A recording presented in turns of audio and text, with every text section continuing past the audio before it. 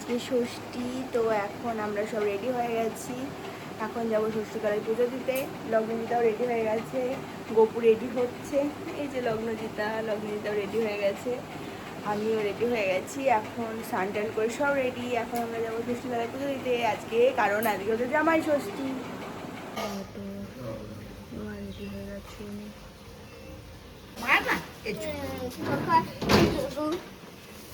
আমার গোপুরে আমার চিনালে ও আমারও হাত ধরবি, আমার হাত ধরে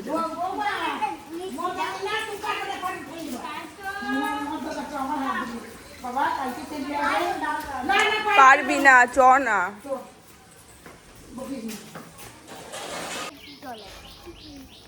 আমরা এখন সবাই মিলে যাচ্ছি ষষ্ঠীতলায় পুজো দিতে। এখানে গ্রামের সব মহিলারা তাদের সব পুজো, ষষ্ঠী পুজো এখানেই দেয়। আমাদের এখানে যে গ্রামের যেসব মা, শাশুড়ি, তারপরে তাদের জামাইয়ের জন্য, তাদের ছেলেমেয়ের জন্য সব এখানেই পুজো দেওয়া হয়। এই যে এটাই হচ্ছে আমাদের ষষ্ঠীতলা। ষষ্ঠীতলাটা খুবই খুবই সুন্দর জায়গাটা।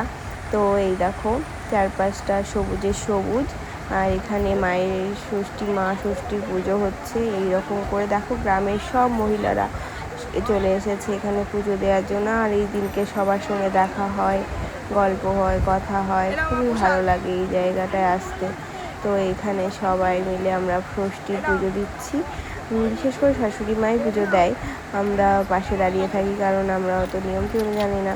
উনি সব পুজোর নিয়মকানুন করেন। আর এখানে ঠাকুরমশাইকে দিয়ে দেওয়া হয়, ঠাকুরমশাই পুজো দিয়ে আবার সেটা দেওয়া হয়।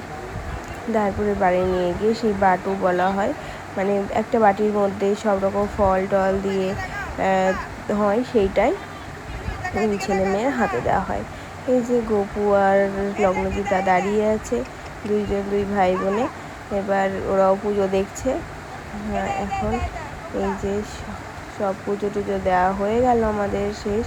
আমরা একটুখানি দেখছি কি হচ্ছে চারিপাশটা, একটু পুজোর ভিডিও তুলে নিলাম কিছুটা। তারপরে এখন আমরা যাব বাড়ি।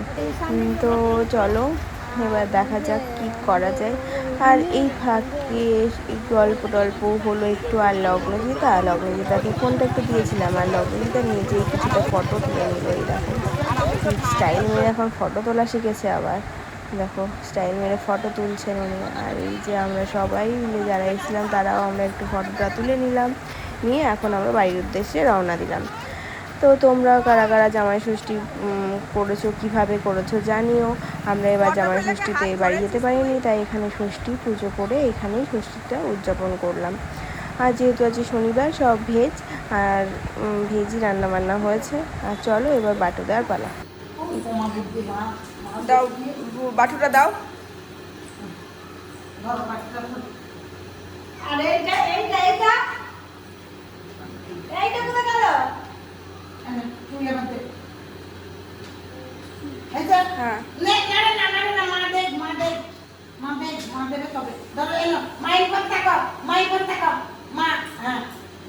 বাহ, তুমি তাকাও, গোপু তাকাও, মা তাকাও। ধর গোপু তাকাচ্ছে তো মা তাকাচ্ছে না, হয়ে গেছে।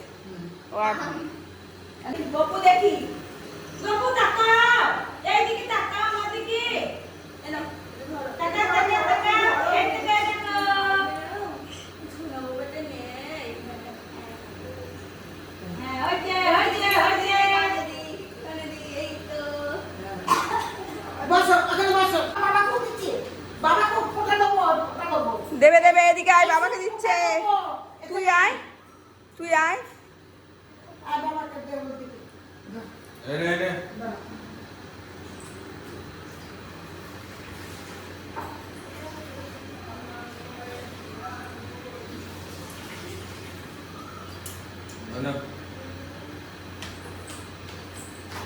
ওকে দিয়েছি ওকে। আর নিচে